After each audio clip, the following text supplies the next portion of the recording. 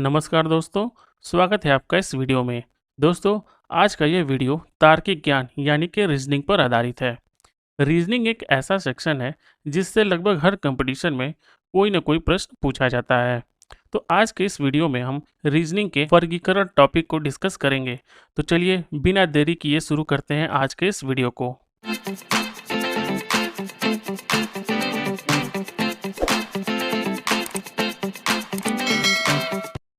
वर्गीकरण वर्गीकरण होता क्या है?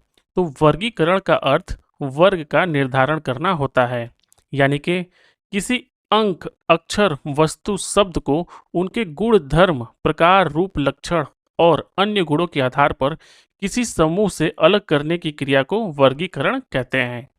कहने का मतलब ये है कि वर्गीकरण टॉपिक से आए हुए प्रश्नों में कुछ ऑप्शंस दिए होते हैं और ये ऑप्शंस किसी अंक, अक्षर, वस्तु या शब्द पर आधारित होते हैं और इन ऑप्शंस में से एक ऑप्शन ऐसा होता है जो बाकी ऑप्शन से भिन्न होता है और वही हमारा आंसर होता है। तो चलिए देखते हैं कि किस तरह के प्रश्न इसमें पूछे जाते हैं या प्रश्नों के क्या प्रकार होते हैं। वर्गीकरण के अंतर्गत आने वाले प्रश्नों के प्रकार के बारे में बात करें तो यह मुख्यतः 3 प्रकार के होते हैं, जो कि शब्द पर आधारित होता है या अक्षर समूह पर आधारित होता है या फिर संख्याओं पर आधारित होता है। तो चलिए एक-एक करके इससे संबंधित प्रश्नों को देखते हैं और उसे सॉल्व करते हैं। तो सबसे पहले शब्दों के वर्गीकरण। तो प्रश्न कुछ इस प्रकार से आते हैं, निम्नलिखित में एक शब्द ऐसा है जो शेष शब्दों से भिन्न है, इसी भिन्न शब्द को चुनें। तो यहाँ पहले क्वेश्चन में 4 ऑप्शन दिए गए हैं, जिसमें पहला ऑप्शन है वर्ग, दूसरा है वृत्त, तीसरा गोला और चौथा ऑप्शन आयत है। अब इन चारों में से हमें एक विषम चुनना है, तो यहाँ पर हमारा जो करेक्ट आंसर हो जाएगा वो हो जाएगा ऑप्शन सी, गोला। गोला बाकी दिए गए 3 ऑप्शन वर्ग, वृत्त और आयत से भिन्न है, क्योंकि गोला 3 डायमेंशनल आकृति है, जबकि वर्ग 2 डायमेंशनल आकृति है, वृत्त 2 डायमेंशनल आकृति है और आयत भी 2 डायमेंशनल आकृति होती है। ऐसे ही अगले क्वेश्चंस के ऑप्शन है, पहला प्याज, दूसरा टमाटर, तीसरा आलू और चौथा गाजर। अब इन चारों ऑप्शन में जो सबसे भिन्न है या फिर सबसे अलग जो ऑप्शन है वो है टमाटर। क्यों?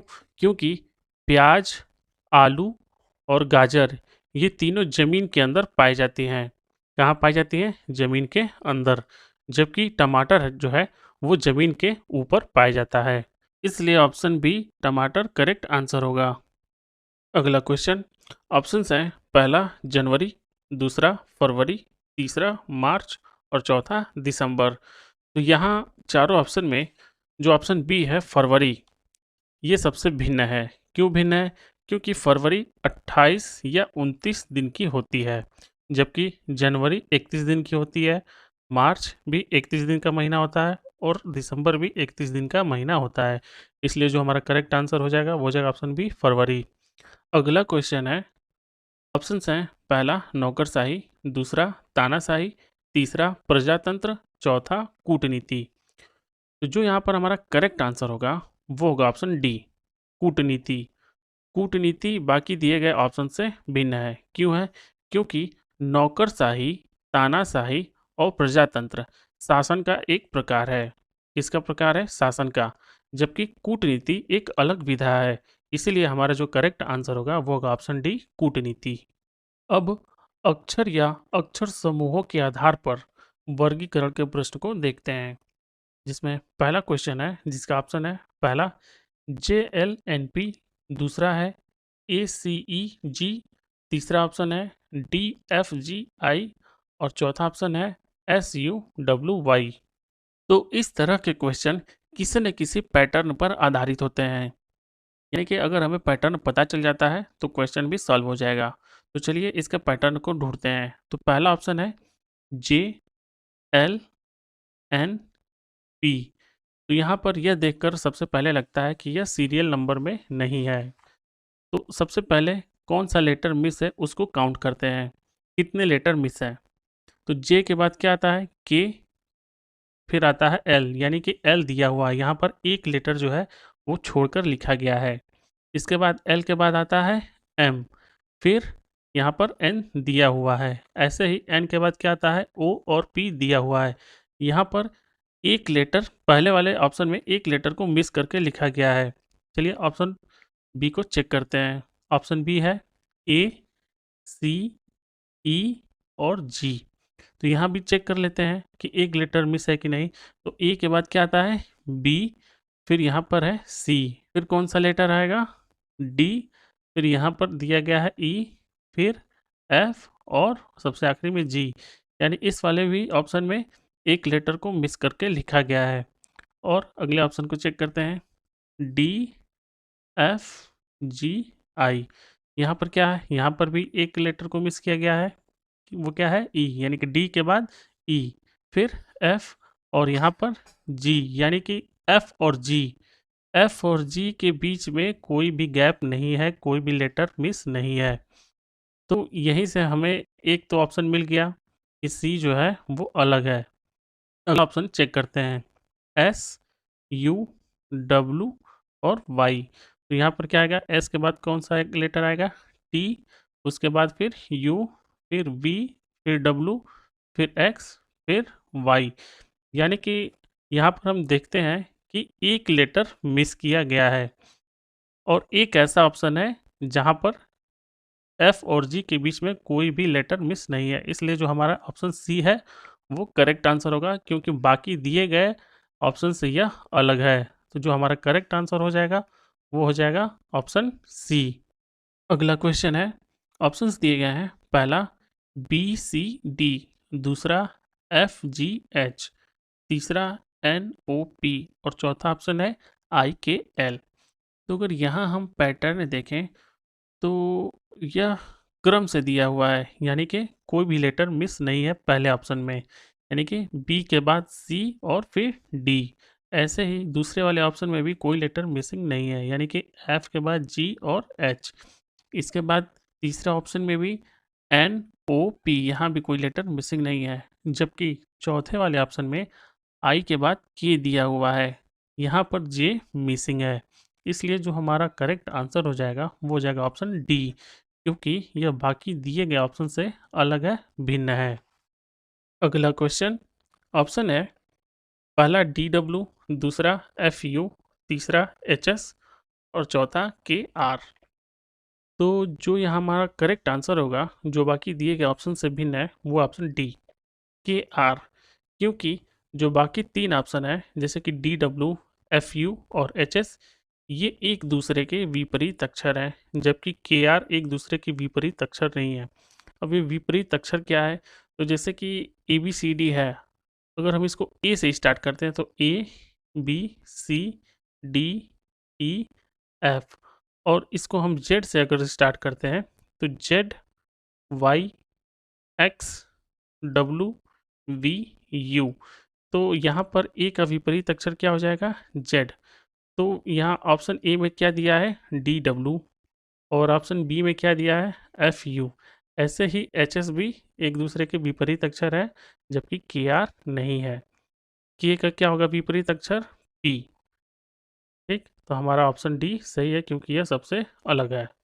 अगला क्वेश्चन, ऑप्शन है, पहला ए, दूसरा ओ, तीसरा आर और चौथा ऑप्शन ई। जो यहाँ करेक्ट आंसर होगा वो होगा ऑप्शन सी, आर।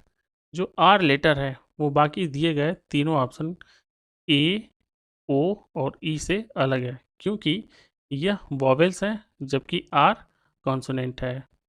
इसलिए हमारा ऑप्शन सी सही है। अब आते हैं संख्याओं के आधार पर वर्गीकरण के प्रश्नों पर। पहला क्वेश्चन, ऑप्शन है, पहला 100, दूसरा 125, तीसरा 144 और चौथा ऑप्शन 625। तो जो यहाँ पर हमारा करेक्ट आंसर होगा वो हो जाएगा ऑप्शन बी, 125। 125 बाकी दिए गए ऑप्शन से अलग है। क्यों अलग है, क्योंकि जो ये 100 है ये 10 का स्क्वायर है।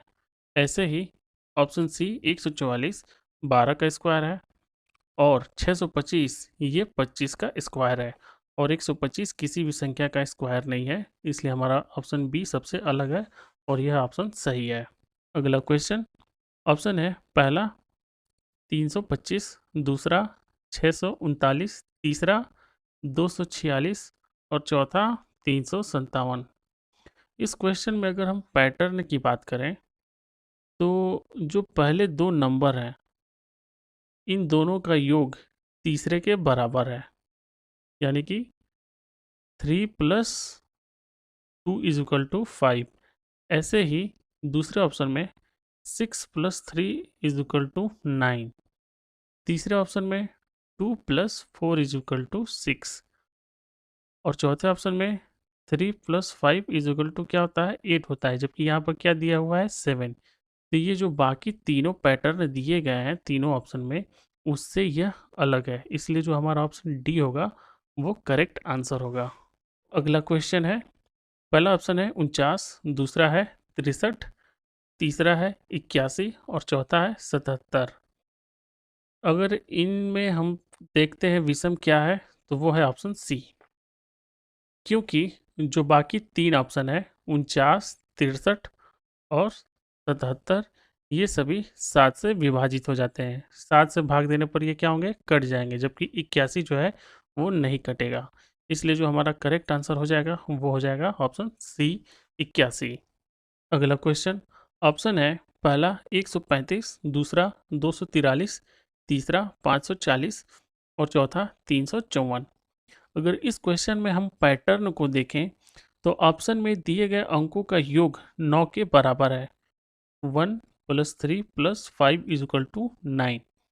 ऐसे ही ऑप्शन बी में भी 2 plus 4 plus 3 is equal to 9 और ऑप्शन सी में भी 5 plus 4 plus 0 is equal to 9, जबकि ऑप्शन डी में 3 plus 5 plus 4 is equal to 12। तो जो दिए गए अंक हैं इनका योग जो ऑप्शन डी में है वो बाकी दिए गए ऑप्शन से अलग है, इसलिए जो हमारा करेक्ट आंसर हो जाएगा वो क्या हो जाएगा ऑप्शन डी। एक बात हमेशा याद रखिएगा कि इस तरह के क्वेश्चंस में हमेशा पैटर्न ही इम्पॉर्टेंट होता है।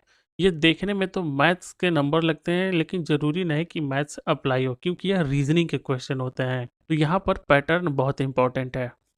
तो आज के वीडियो में बस इतना ही। ये था वर्गीकरण टॉपिक। आई होप कि यह टॉपिक आपको अच्छे से समझ में आ गया होगा और ये आपके आने वाले एग्जाम्स में आपकी मदद करेगा। दोस्तों, अगर आपको यह वीडियो पसंद आया तो वीडियो को लाइक कीजिए और ज़्यादा से ज़्यादा शेयर कीजिए। दोस्तों, ऐसे ही और वीडियोस देखने के लिए यूट्यूब पर हमारे चैनल को सब्सक्राइब कीजिए और यदि आप फेसबुक या इंस्टाग्राम पे हैं तो हमें फॉलो कीजिए। वीडियो देखने के लिए धन्यवाद।